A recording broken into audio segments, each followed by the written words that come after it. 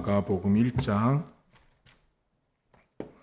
35절부터 39절입니다.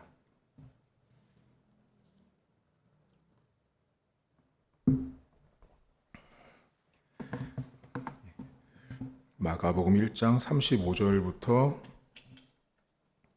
39절입니다.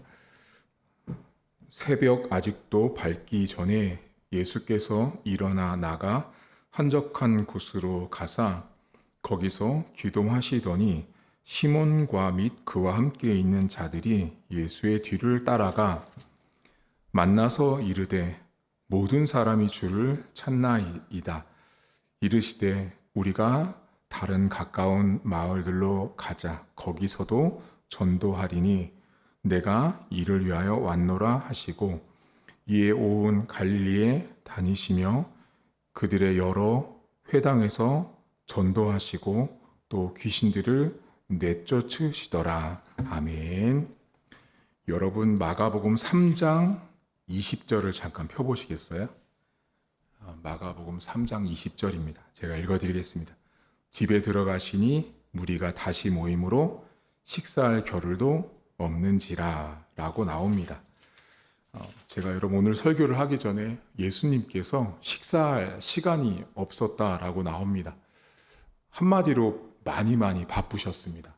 하루 일정 자체가 예수님에게는 매우 분주하고 바쁜 사역의 나날들을 보냈던 분이 예수님이었습니다. 아침부터 오늘 성경에는 새벽부터 일어나셔서 일을 하셨고 귀신까지 내어쫓는 일을 하셨으니 그 에너지가 아마 보통 사람으로는 감당하기 어려울 정도로 많이 바쁜 하루를 보냈는데 오늘 우리가 읽은 성경에 보면 새벽에 예수님이 일어나세요. 자, 새벽에 일어나셔서 이런 구절 때문에 이제 한국교회 안에 이제 새벽 기도가 있는데요. 그래서 그러잖아요. 어떤 분들은 도대체 누가 새벽 기도를 만들어가지고 이렇게 우리를 고생시키는지 모르겠다고 했더니 이 본문을 가지고 예수님이 만들었다 어쩔래 이렇게 말씀하셨다 그러더라고요. 그래서 예수님이 새벽에 기도하셨어요. 그래서 새벽 기도는 매우 중요합니다. 그리고 우리나라 선교사님들이 여러분 외국에 나가서도 새벽 기도를 만들잖아요. 제 아는 목사님, 저랑 이제 대학교 학부 지금 필리핀에서 선교사님으로 같이 사역을 하시는데 그 목사님의 페북에 항상 사진이 올라와요. 사진이 새벽기도 사진이 올라오거든요. 그런데 새벽에 오면 거기는 아기들이 많아요. 새벽에 오면 5명, 6명, 많을 때 뭐 10명 내외, 무슨 행사 있을 때는 좀 많고 보통 7, 8명도 안 되는 것 같아요. 그 인원들이 매일같이 와서 새벽 기도를 해요. 그러니까 선교사님이 가서 그 선교지에 새벽 기도를 심은 거예요. 뿌리를. 그러니 거기 보면 우리는 어른들이지만 애들이 와요. 주일학교 애들이 와서 새벽 기도를 참여하는 거예요. 그러니까 예수님이 이 새벽 기도를 시작을 하셔서 이제 우리도 이제 기도를 하지만 오늘 성경에 보면 예수님이 한적한 곳으로 나갔다고 말하거든요. 그 한적한 곳은 이 헬라어가 광야라는 뜻이에요. 광야는 이제 마가복음 안에서는 예수님과 사단이 이렇게 영적인 전쟁을 하는 전쟁터로 광야가 등장을 하는데 본문에 나온 이 한적한 곳은 고독한 홀로 아무도 사람의 인기척이 느껴지지 않는 곳, 거기에 예수님이 가신 거예요. 예수님이 혼자 거기서 기도를 하시는데 여러분 오늘 성경에서 예수님이 새벽에 가서 기도하시는 이 장면에서 포인트는 언뜻 보면 새벽도 맞아요. 그런데 핵심은 기도하신 게 핵심이에요. 예수님의 이 이른 새벽에 나가서 기도하셨다라고 말할 때 보통은 새벽을 우리가 좀 생각을 많이 하지만 핵심은 예수님이 기도하신 거예요. 기도하셨다는 게 더 중요하다는 걸 기억을 하시고 그러면 왜 기도하셨냐가 중요한 거죠. 예수님은 사역을 앞두고 항상 기도를 하셨어요. 그러니까 하나님의 일을 위해서는 예수님도 기도를 할 수밖에 없는 인간이었다라는 거죠. 신이었지만 인간인. 예수님도 당신의 사역을 앞두고 기도를 하고 계셨던 모습이에요. 여러분 교회에서 사역을 할 때 기도가 빠진 사역은, 기도하지 않는 사역은 힘이 없습니다. 그 기도 중에 가장 유명한 기도 관련된 책을 쓴 분 중에 E.M. 바운즈라는 신학자가 있습니다. 목회자지만 그 E.M. 바운즈라는 목사님이 그런 얘기를 해요. 우리가 갖고 있는 믿음을 이렇게 무너뜨리지 않고 믿음을 계속 유지할 수 있는 가장 큰 비결은 기도하는 거래요. 그러니까 여러분들의 믿음이 약해진 건요, E.M. 바운즈 목사님에 따르면 뭔지 아세요? 기도 안 한 거예요.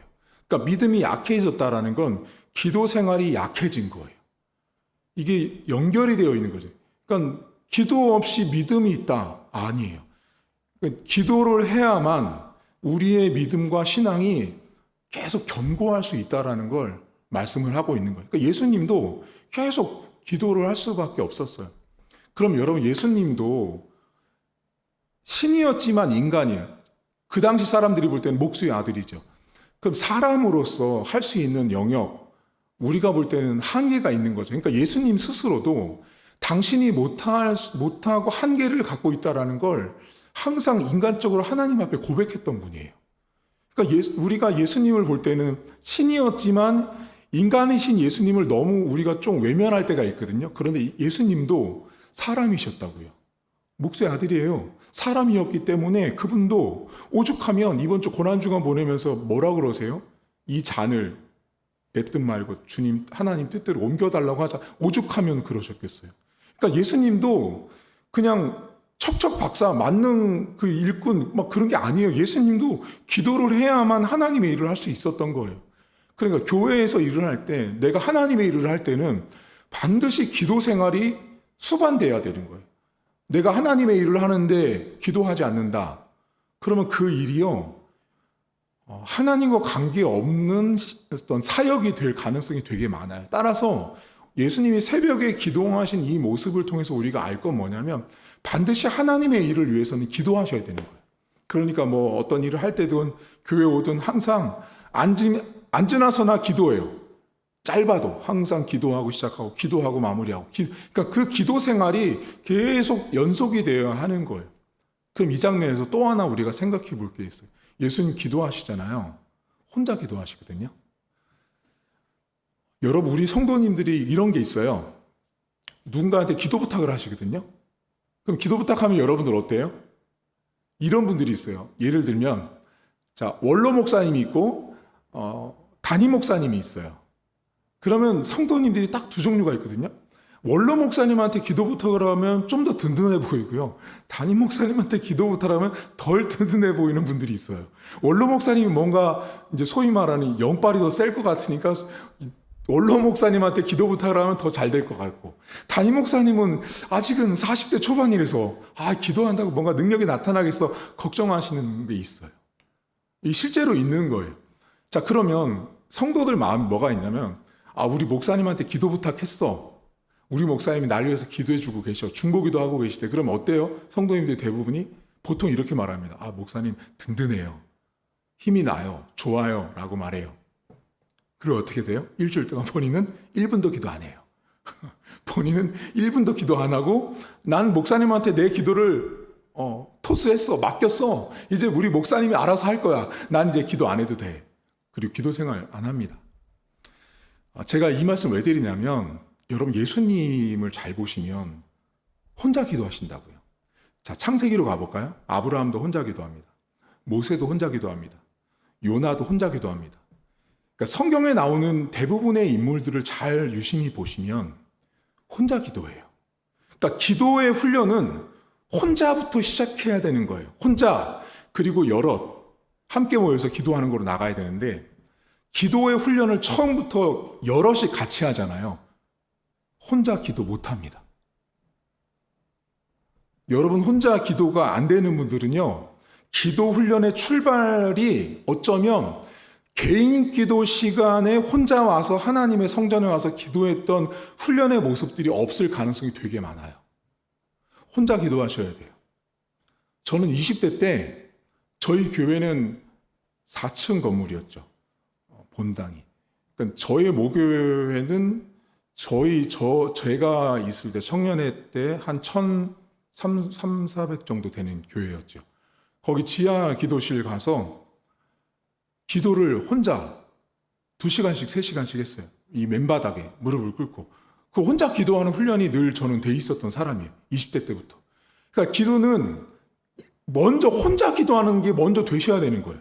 그럼 이런 분들이 있어요. 목사님, 본당에 혼자 가서 기도하려면 너무 무서워요. 이미 기도가 뭔지를 모르는 거예요. 교회 혼자 와서 기도하려니까 목사님 기도가 잘 안 돼요. 그분은 이미 정말 미안한 말이지만 이렇게 물어봐야 돼요. 내가 정말 예수님을 만났나? 여러분, 예수를 만나잖아요. 예수를 만나면 딱 2가지 증상이 있거든요. 예수를 딱 만나면 첫 번째 증상이 뭐냐면 이 말씀을 보게 돼요. 놀랍게. 그러니까 예수를 딱 만나는 순간 나타나는 첫 번째 증상이 뭐냐면 말씀을 읽게 되어 있어요. 완전 자동이에요. 자동 여러분. 말씀이요. 꿀처럼 달아요. 이게 첫 번째 증상이고, 두 번째가 뭐냐면 기도예요. 근데 그 기도를 하는데 어떻게 하냐면 혼자 몰래 기도하고 싶어 해요. 왠지 알아요? 그분을 만났거든. 그분을 만났기 때문에 혼자 가서 그분을 몰래 만나는 게 완전 스릴이거든요. 그건 예수를 만나지 않고서는 경험하지 못해요. 예수를 딱 만나면 이 2가지는요, 자동으로 따라오게 되어 있어요. 자, 예수님이 새벽에 기도하시는 이 장면을 잘 보시면서 예수님 혼자 기도하시는데, 우리 성도님들, 우리 교회는 제가 기도의 인도 안 해요. 제가 왜 기도의 인도를 안 하냐면, 기도의 인도를 해서 버릇을 들여놓으면 혼자 기도를 못 해요. 혼자 기도를 할 수 있어야 된단 말이에요. 신앙인은요. 여러분, 교회 왔는데도요, 혼자 기도가 안 되잖아요. 일주일을 집에 살면서, 직장에서, 차 안에서, 버스 안에서 오고 가면서 식사기도 하면서 기도한다? 제가 볼 때 불가능합니다. 교회 안에서도 혼자 기도를 못하는데 어찌 하나님이 없는 성전과도 멀어진 세상에서 기도를 합니까? 쉽지 않습니다. 그러니까 여러분들이 기도 훈련은 먼저 내가 혼자 하나님 앞에 서셔야 돼요. 자녀들한테도 누군가에게 기도를 말씀하실 때도 첫 출발은 예수님이 홀로 기도하셨던 것이 모델이에요, 모델. 예수님이 홀로 먼저 기도가 되신 거예요. 혼자 기도가 되잖아요. 그러면 누가 옆에서 같이 중보기도 하자고, 우리 같이 기도하자, 이게 싫을 때도 있어요. 왜냐하면 나 혼자 하나님을 만나는 게 너무 재밌거든요. 너무 재밌고 기쁘고 감사하거든요. 그 기쁨들이 있는 거예요. 그러니까 예수님은 지금 하나님 앞에 그렇게 혼자 기도하시는데 이제 어떤 일이 생기냐면, 자, 새벽에 나갔어요. 새벽에 나갔더니 예수님을 따르던 제자들이 새벽에 예수님이 없어요. 어떻게 하냐면 뒤따라갑니다. 자, 여기 뒤따라가다라는 말이 나오거든요. 이 뒤따라가다라는 말이 뭐냐면 사냥개가 먹잇감을 찾아서 쫓아갈 때 쓰는 말이에요. 그러니까 제자들이 엄청 허겁지겁 급하게 빨리 예수님을 찾으러 나선 거예요. 그리고 나서 오늘 본문에 37절 보세요. 36절에 예수의 뒤를 따라가죠. 그 따라가다라는 게 이제 사냥개가 따라간 다음에 만나서 이르되 모든 사람들이 주를 찾는데요. 자, 이 말은 여러분 엄청난 과장법도 있지만 예수님이 지금 그 상황에 인기가 우리말로 짱인 거예요. 지금 모든 사람들이 예수를 찾고 있어요. 한두 사람이 찾는 게 아닌 거죠. 그러니까 제자들이 볼 때 지금 성경에 기록되어 있진 않지만 어쩌면 예수님이 새벽에 예를 들면 3시에 가서 기도를 시작하셨어요. 4시에 가서 기도를 열심히 하고 있는데 몇 시간째 기도하고 있는데 제자들이 찾아도 안 보이니까 나왔는데, 문제는 아침 새벽 6시, 7시가 되기도 전에 예수님이 머무는 숙소 앞에 수백 명이 와 있는 거예요, 이미. 그러니 제자들 입장에서 어때요?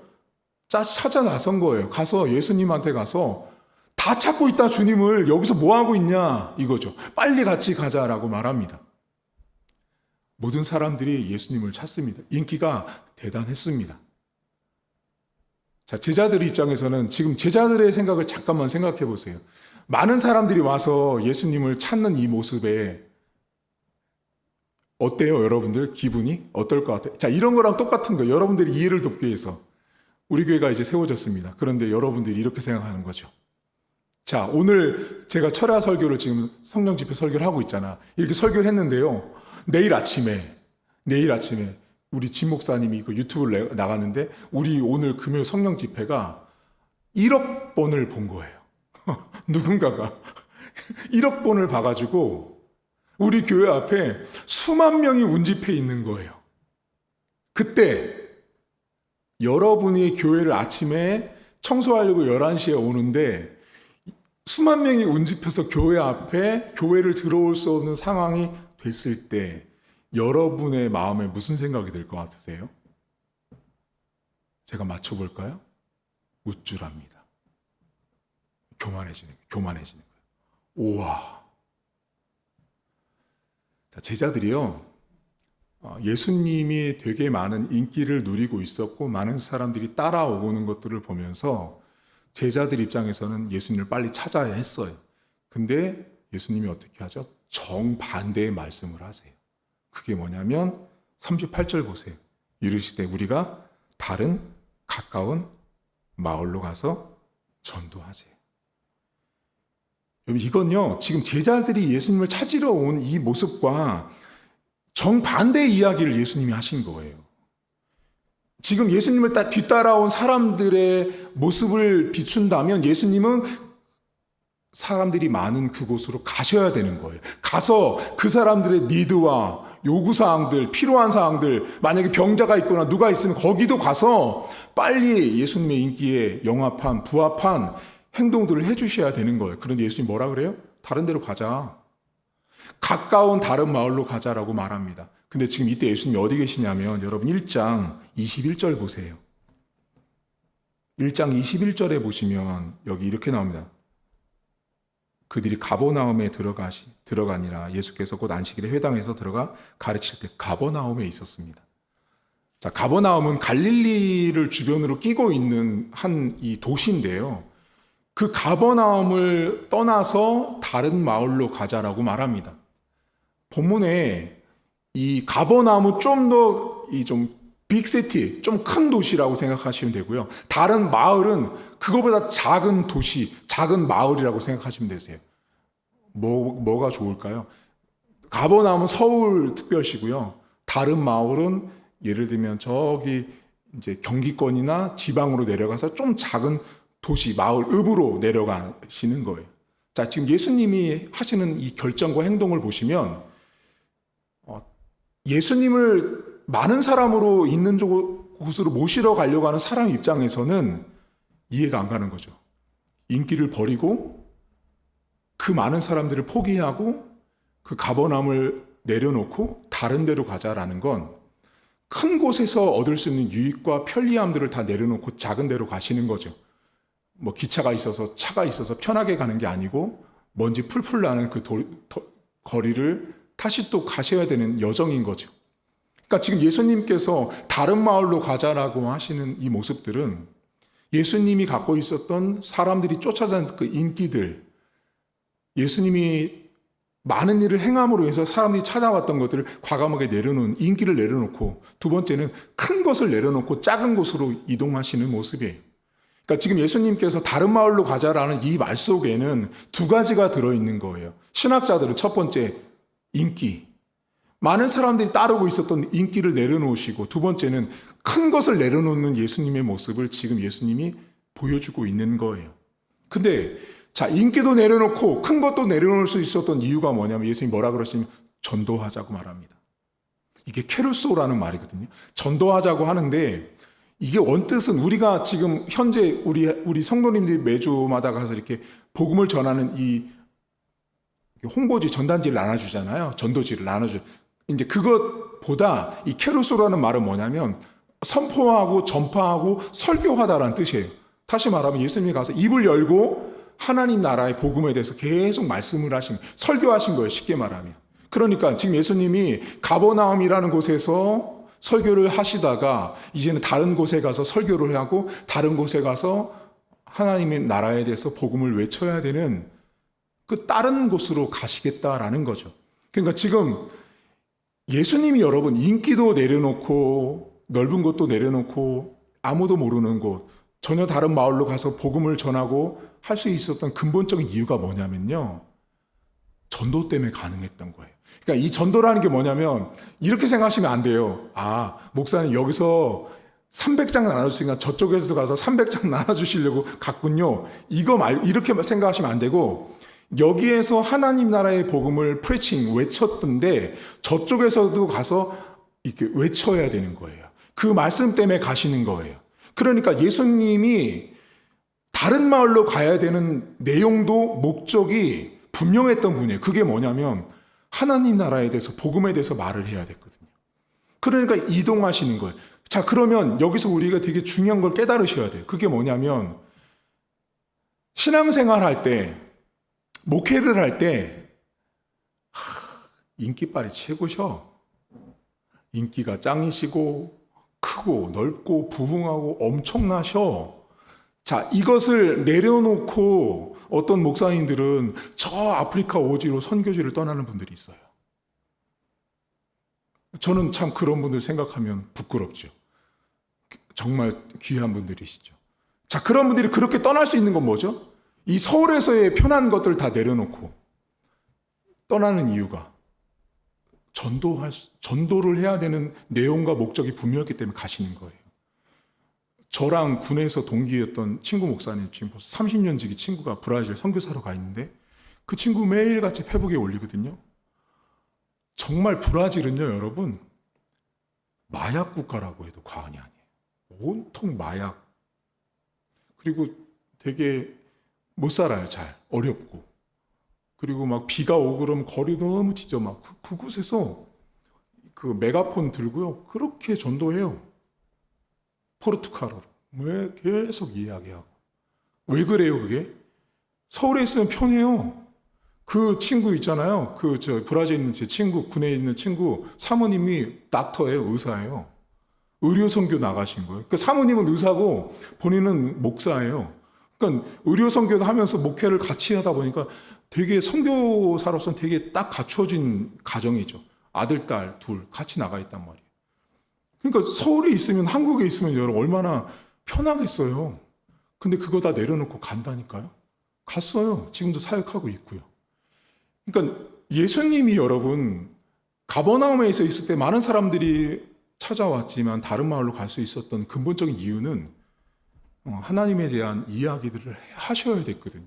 복음을 외쳐야 됐기 때문에 가시는 거예요. 여러분, 우리가 주의 사역을 하는 근본적인 이유, 목적은 이 성경을 전해야 되는 데 있습니다. 하나님 말씀을. 그러니까 우리가 엉뚱한 데 집중하면 하나님 말씀을 전하지 않고 그 하나님 말씀과 관계된 것들을 집중하고 관심 갖다 보면 예수님처럼 다른 마을로 못 갑니다. 가고 싶지도 않고요, 사실은. 가면 힘들잖아요, 여러분. 편한 곳이 낫죠. 넓은 곳이 낫죠. 나를 많이 인정해 주는 곳에서 있는 게 좋지 않으세요? 근데 예수님은 지금 그렇게 유명하고 편하고 좋은 것들 내려놓고 또 다른 곳에 가서 또 다른 영혼들을 만나기 위해서 가고 계세요. 여러분, 우리가 이번 주 이제 고난주간을 보냈잖아요. 여러분들은 고난주간을 보내고 나서 뭐 좀 변하셨어요? 자, 제가 우리 교회 홈페이지에도 글을 썼지만 고난주간을 보내면 어떤 생각들을 하세요? 제가 이렇게 성도들을 보면 되게 슬퍼하세요. 아파하고 막 오늘 아마 성금요일이라 해서 오늘 막 대부분의 교회가 그 예수님의 십자가에 뭐 가상칠언 뭐 해가지고 막 그런 설교 하거든요. 전 하고 싶지 않았어요. 왜 하고 싶지 않은지 아세요?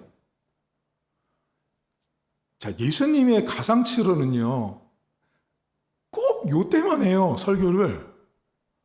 왜 다른 때 하면 안 돼요? 요거 비슷한 게 뭔지 아세요?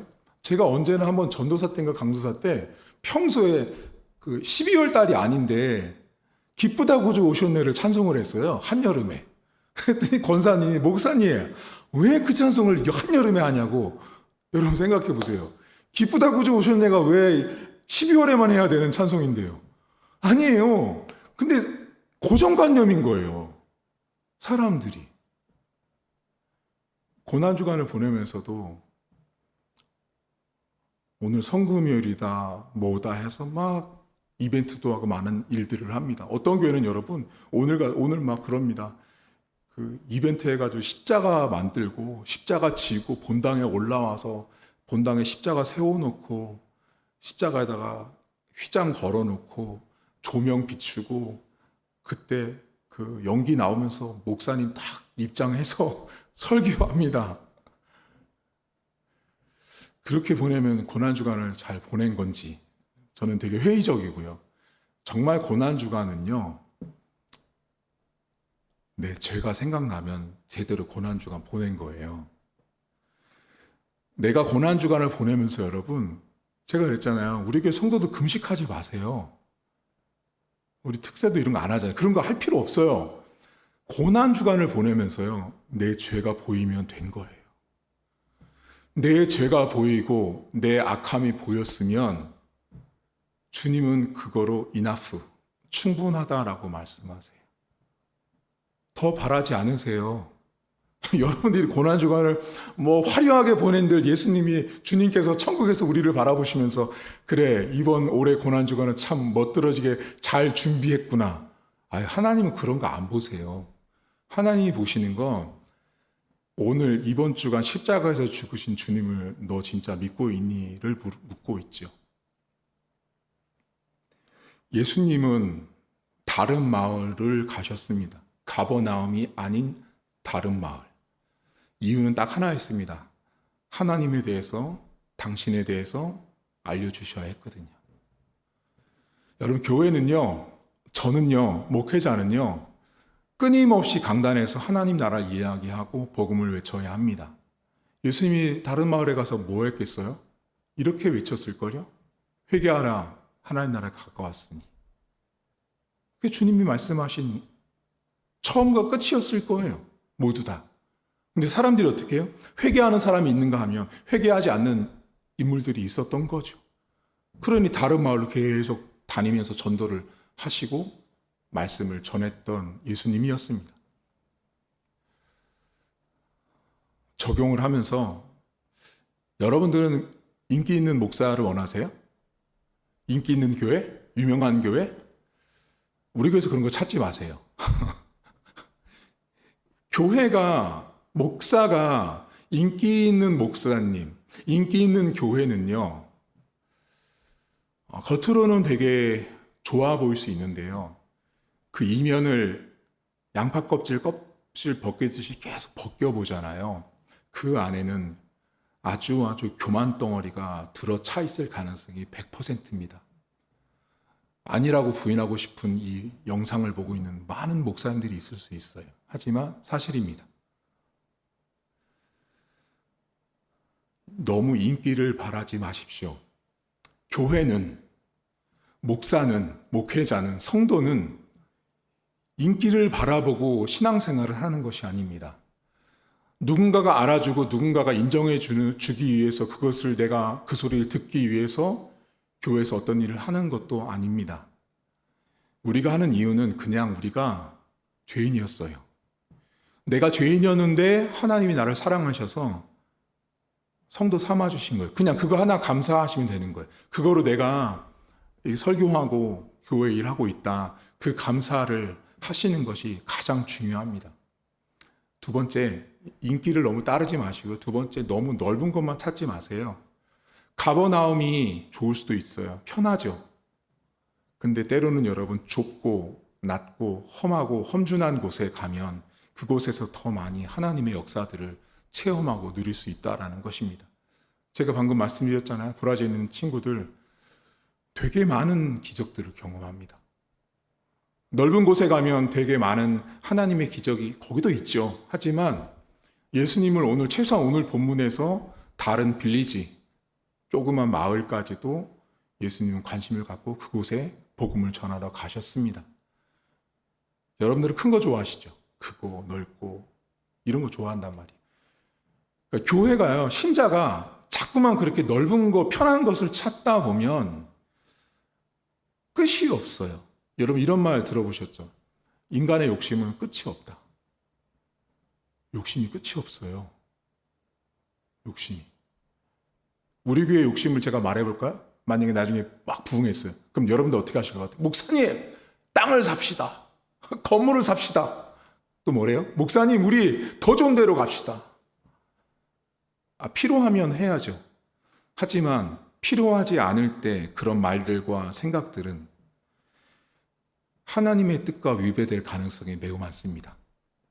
지금 이때 이 시점에 우리 교회가 여기 있어서 하나님을 예배하는 것은 가장 하나님의 베스트 타임입니다. 가장 좋은 시간에 우리에게 허락하신 장소와 때에 우리는 신앙생활하고 있다는 걸 잊지 않으셔야 합니다. 오늘 예수님께서 가버나움이 아닌 다른 마을로 가셔서 복음을 외쳤던 것처럼 여러분들 삶에 내가 죄인이었습니다. 나를 위해서 예수님이 십자가에 죽으셨습니다를 외치고 말할 수 있는 고난주간 마지막까지 잘 보내시고 이번 주 주일날 부활주일을 맞이하는 저와 여러분들 되었으면 좋겠습니다. 하나님 아버지, 고난주간을 보내면서 많은 교회와 많은 목사들이 예수님께서 십자가에서 하셨던 말씀들을 가지고 일주일 내내 설교를 하거나 묵상을 합니다. 중요합니다. 예수님께서 십자가에 하셨던 말씀들, 예수님의 일주일의 행적들 다 중요합니다. 그런데 하나님, 얼마나 우리가 죄인인 것을 바라본 한 주간이었는지를 우리 교회는 물어보고 싶습니다. 내가 얼마나 죄인인지, 내가 얼마나 악한지, 내가 얼마나 하나님 앞에 죄인인지를 돌아본 시간이었는지, 내가 가지고 있는 내 안에 뿌리 깊이 자리 잡은 오래된 죄들을 아직도 버리지 못하고 반복해서 짓고 있는 그 죄들이 무엇이었는지를 돌아본다면 그 어떤 교회보다, 그 어떤 성도보다, 그 어떤 것보다도 하나님께서 기뻐하는 고난주간을 보냈을 거라고 믿습니다. 하나님 아버지, 오늘 이 금요 성령 집회에 기도합니다. 성금요일이라서 더 기도하고 덜 기도하고는 없습니다. 우리는 매주마다 매일마다를 성금요일처럼 보내야 되는 사람들임에도 불구하고 특정 날만 되면 더 많이 부각하는 한국인들의 근성이 있습니다. 하나님 아버지, 신자는 매일의 삶이 고난이고 좁은 길인 것입니다. 절대 넓은 길은 없습니다. 크리스찬은, 기독교는 넓지 않습니다. 좁은 기독교고 좁은 종교가 기독교라는 사실을 인정하게 하시고 우리의 삶에 너무 인기를 바라지 않는 삶을 살길 바랍니다. 하나님, 신자들이, 성도들이 교회에서 봉사를 하고 목회자들이 목회를 하면서 인기가 좋아지려고 부단히도 노력합니다. 인기가 좋아지면 그것이 곧 하나님의 영광입니까? 교회가 부흥하고 넓어지고 더 멋진 건물을 세우는 것은 곧 하나님의 뜻입니까? 하나님, 그것이 맞을 수도 있지만 그것이 한편에서 인간적인 모순과 오류에 빠져든 내 함정일 수도 있다는 것들을 항상 양쪽을 다 보는 우리 교회가 될 수 있도록 도와주시길 원합니다. 앞에 서 있는 제가 인기를 따르는 목사라면 사람들에게 높임받고 상석을 바라고 한국교회 안에 유명한 목사가 되고 부흥한 목사가 되고 성공한 목사가 돼서 더 좋은 차를 끌고 다니면 더 멋진 집에서 살면 그것이 하나님의 영광입니까? 그것이 하나님께서 나에게 주신 축복이라고 과연 어떻게 증명할 수 있습니까?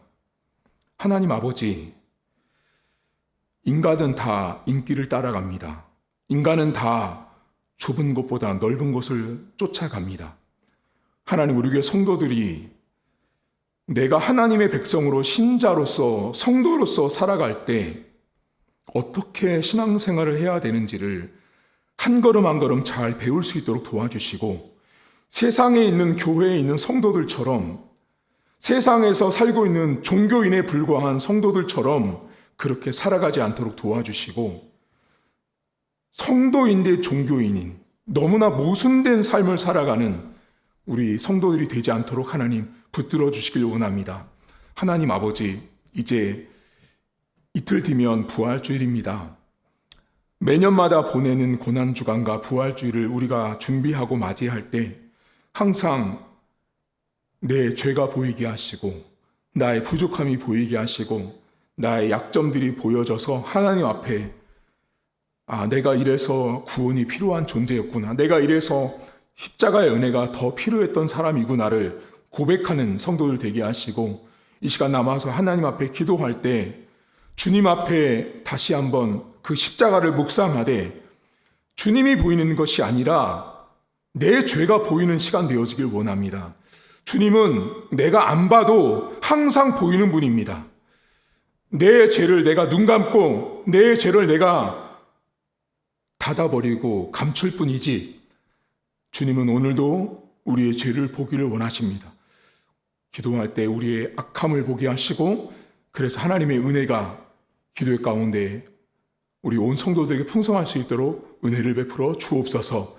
이제는 우리 주님 예수 그리스도의 은혜와 하나님 아버지의 살아계심과 성령의 위로 고통 충만하심의 역사가 오늘도 가버나움이 아닌 다른 마을로 가서 하나님 나라를 말씀하시는 그 예수님을 본받고 홀로 혼자 기도하시며 하나님과의 관계 속에 힘을 얻고 사역 앞에 서셨던 예수님처럼 목회자로 살고 성도로 살기로 다짐한 우리 사랑하는 성도들 머리머리 위에 이제로부터 영원토록 함께 있을지어다. 아멘.